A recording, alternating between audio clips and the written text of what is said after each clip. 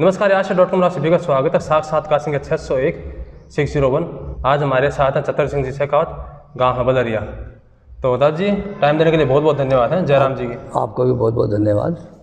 आगे बढ़ने पर लिए मैं सच बता दूँ, एक तो वीडियो आशा.com संपत्ति लो मुझे कुछ करने में थे जिम्मेदार हो, ये कोई व्यवसाय पे मालिक तुम को नहीं लो एक बार अपने इंटरनेट पर एडिट अपलोड करते हैं उठाना को नहीं।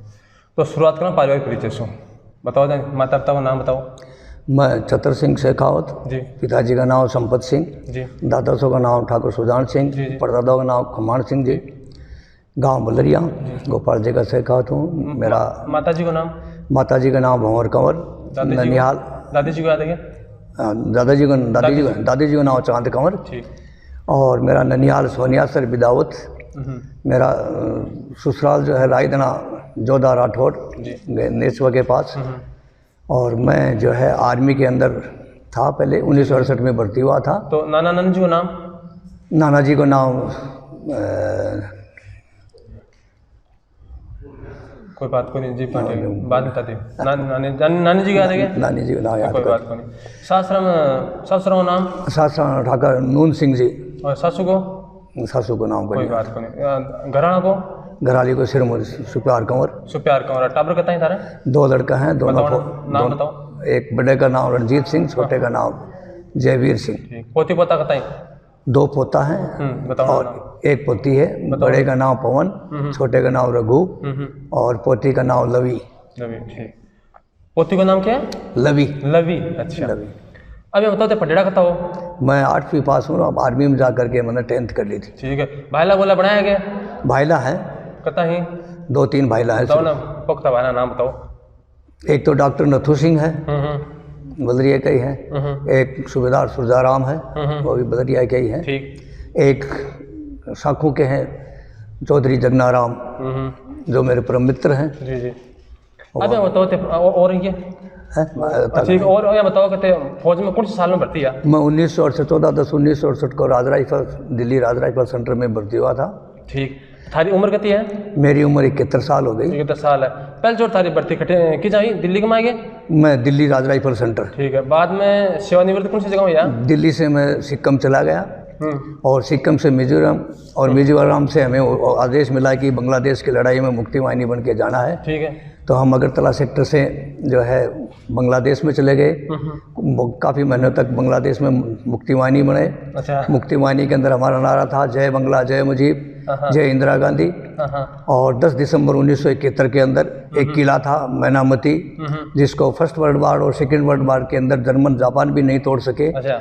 जिसको हमारी बटालियन 7th राजपूताना राइफल ने 10 दिसंबर को फतेह किया था, जिसका हमें मैनामती बैटल ऑनर डे मिला हुआ है। अच्छा। अभी मैं 10 दिसंबर को अमृतसर जाऊंगा, जहाँ पर मतलब कि हमारे सिल्वर जुबली मनाई जा रही है 50 साल बांग्लादेश की। अच्छा। बांग्लादेश के अंदर 93,000 पाकिस्तानियों को कैद किया था और कुछ सिविलियन थे।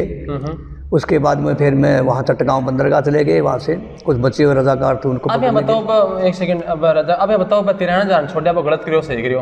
93,000 छोड़ा, उनको बहुत ही गलत किया थे। बताना क्या करता? और हमारे जनरल साहब ने कुछ घंटे और मांगे थे, लेकिन श्रीमती इंदिरा जी ने कुछ घंटे नहीं दिए, वरना इस पाकिस्तान का भी खात्मा हो जाता। तो थे थारकन पावर होता बेटे थे, जनरल थे, क्या करता? मैं जनरल होता तो पाकिस्तान का दोनों का नाम निशान मिटा देता। अब 93,000 को भी 93,000 को वहीं खत्म कर देते। कोई उनको अब रोजाना मरा अपना फौजी को नहीं। अब हमारे रोजाना मर रहे हैं। एक देश की नीति ऐसी है, देश के कानून ऐसे लचीले कानून है देश के, जिसके अंदर कोई कुछ नहीं कर सकता।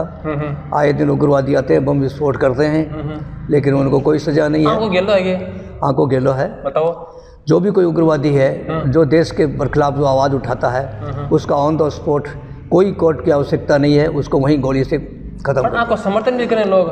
जो समर्थन करते हैं वो देशद्रोही है।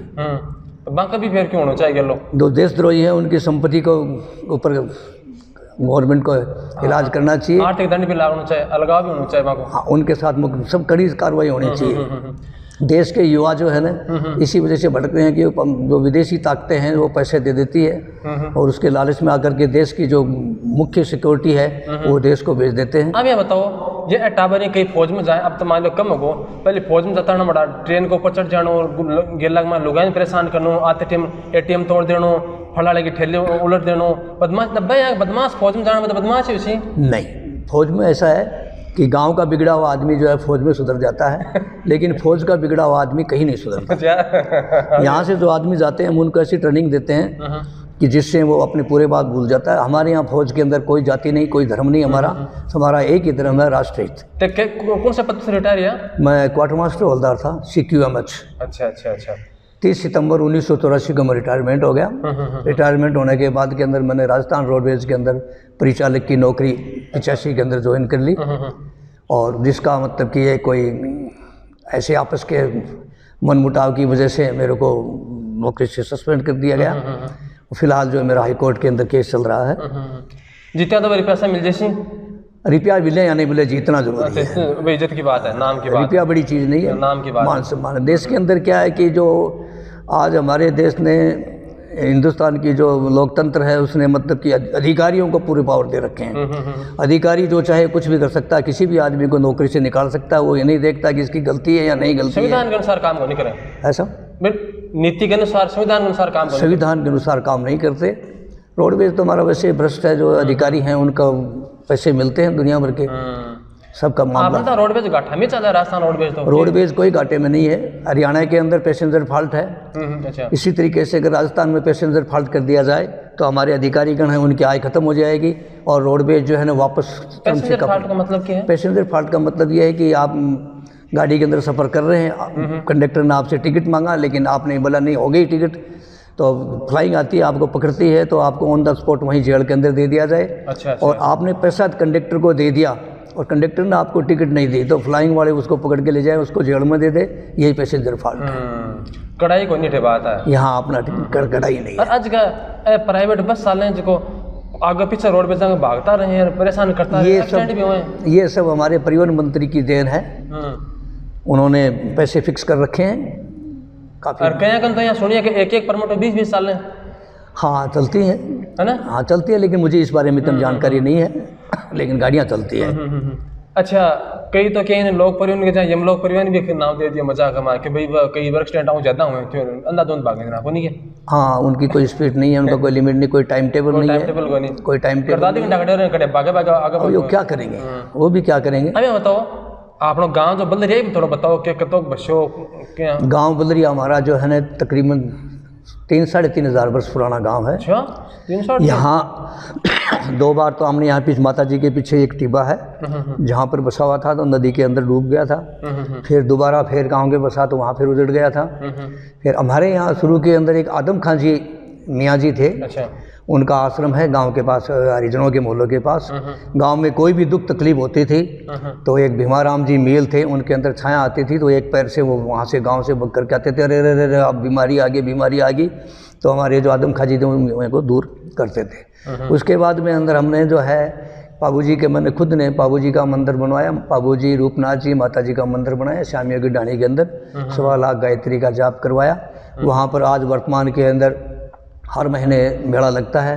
200-250 यात्री आते हैं, उनके दुख तकलीफें दूर होती है।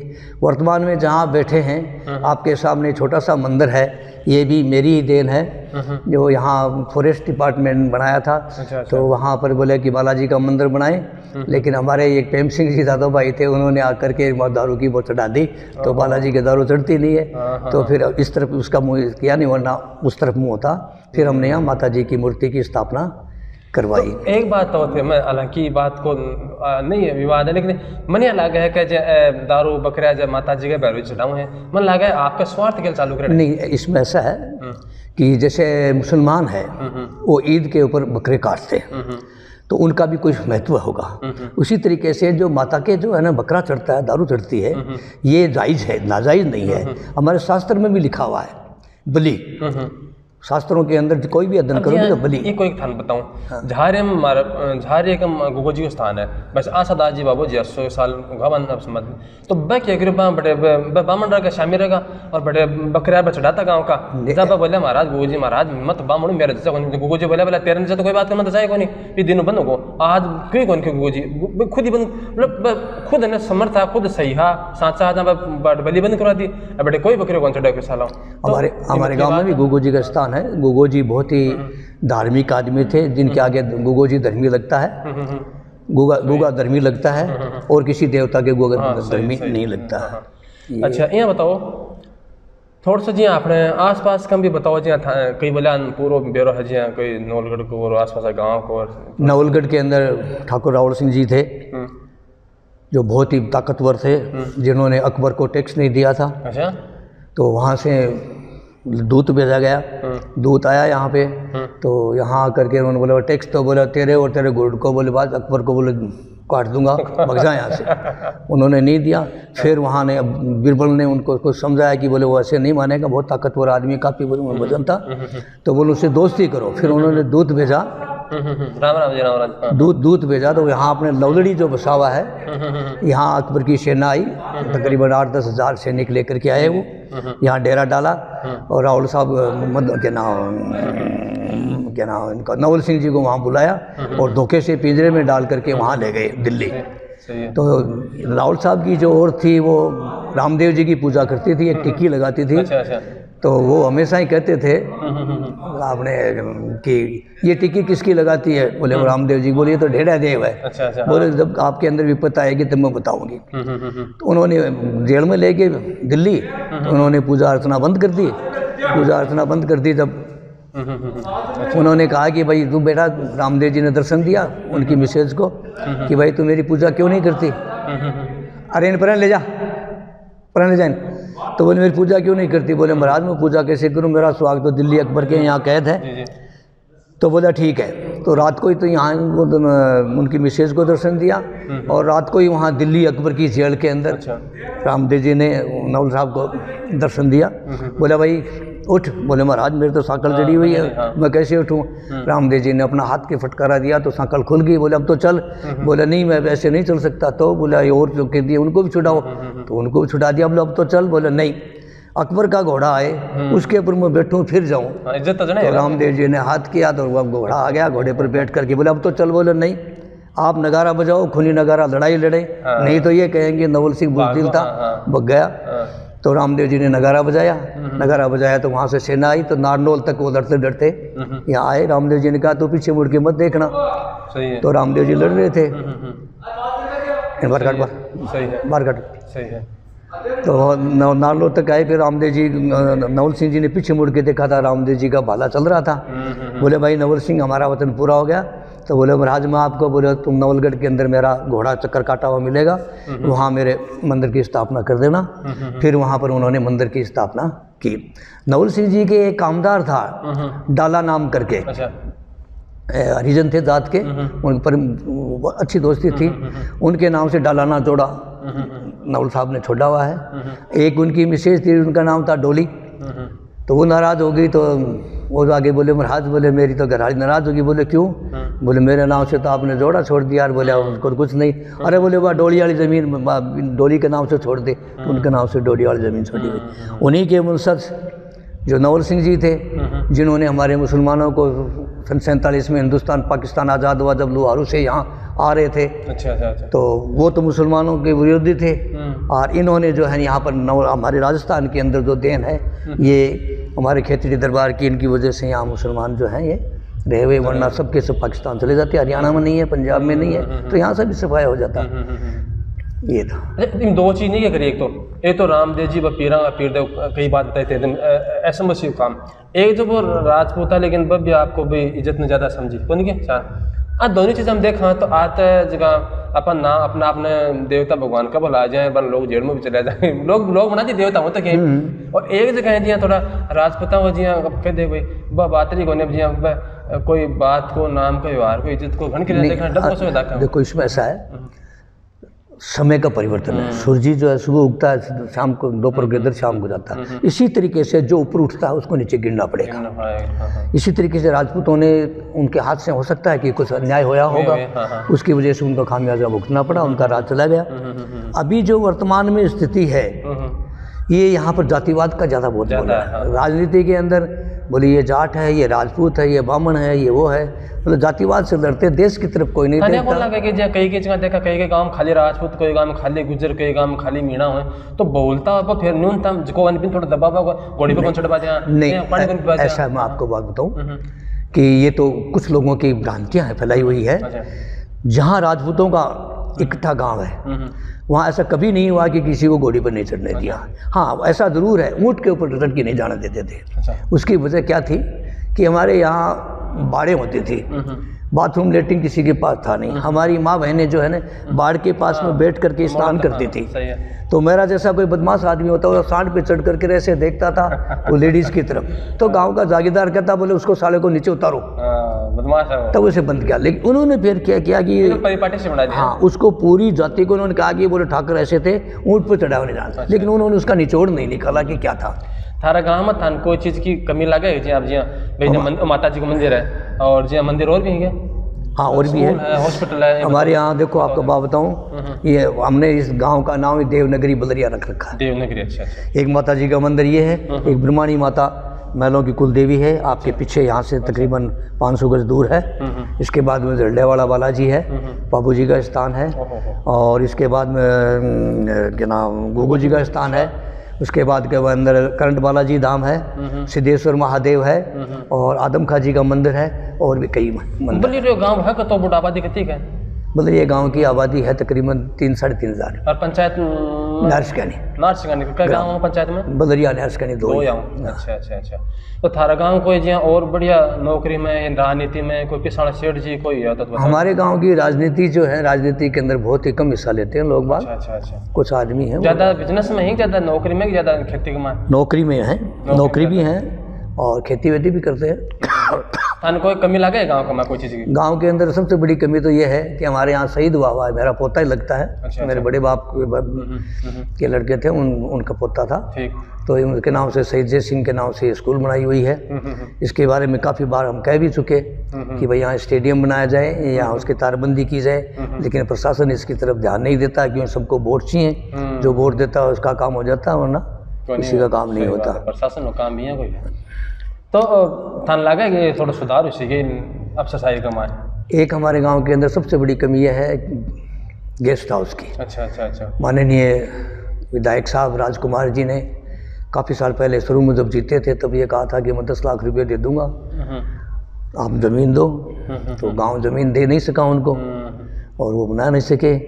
अब मैं आपके माध्यम से राजकुमार जी से यही प्रार्थना करना चाहता हूँ कि राजकुमार जी, आपने वादा किया था, तीसरी बार आप जीत गए, आप हमारे गांव की ये समस्या जो है इसको दूर करें। गांव के अंदर गांव की ज़मीन है, जहाँ शिव जी का मंदिर है उसके पास में जगह पड़ी हुई है। गांव को किसी को ऑब्जेक्शन नहीं है। आप कहो तो घर घर से मैं हर आदमी के साइन करवा करके मैं आपको दे दूंगा, तो आप कराओते हैं। ये गेस्ट हाउस का पूर्ति जरूर कराएं। ठीक है सर। अच्छे आदमी हैं राजकुमार जी, मेहनती आदमी थे। टाइम दिए के लिए बहुत बहुत धन्यवाद। और कोई थारा जगह शुभ चिंतक के बाद 2 शब्द कहना चाहो, आशीर्वाद स्वरूप? किसको?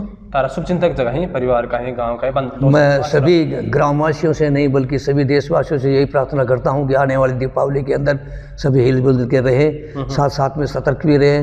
दुश्मन का कोई भरोसा नहीं, आगे से वार करे, पीछे से वार करे। मंदिर में आप जाते हो, कोई भी आदमी आपका बाहर से आने वाला आदमी है, संदिग्ध आदमी होता है, उसकी पहचान करो और तुरंत उसको पुलिस के अंदर सूचना दो। ठीक है सर। उग्रवादी आए हुए हैं, बहुत कुछ कर सकते हैं। एक छोटा सवाल लास्ट मोर पूछो, शुरू में लगा तर्तन का कथी है? मैं शुरू में लगा तो मेरी 57 रुपये थी, और अब रिटायर है ना? वो रिटायर हुआ जब मेरी 418 रुपया तनख्वाह थी। पेंशन आया जब 116 रुपया मुझे पेंशन मिलती थी। वर्तमान में मेरे को 26,000 रुपया पेंशन ठीक है सर मिलती। तो बढ़िया थे, उत्साही आदमी, हिम्मत वाला। और ये अवस्था में उम्र कितनी तारीख होगी? 71 साल। 71 साल की। बढ़िया, तो स्वस्थ था और बढ़िया रहो, स्वास्थ्य, और गाँव में भी थोड़ा तो वैसे करवाओ। मैं तो गांव से यही प्रार्थना करता हूँ कि सभी जाति के आदमी, कोई धर्म नहीं, हमारा कोई कर्म नहीं, हम सभी बलरिया के वासी हैं। एक दूसरे के दुख में सहयोग करें, मिलजुल करके काम करें। ठीक है सर, टाइम देने के लिए बहुत बहुत धन्यवाद। आपको भी बहुत जय माता जी। जय माता जी साहब, धन्यवाद।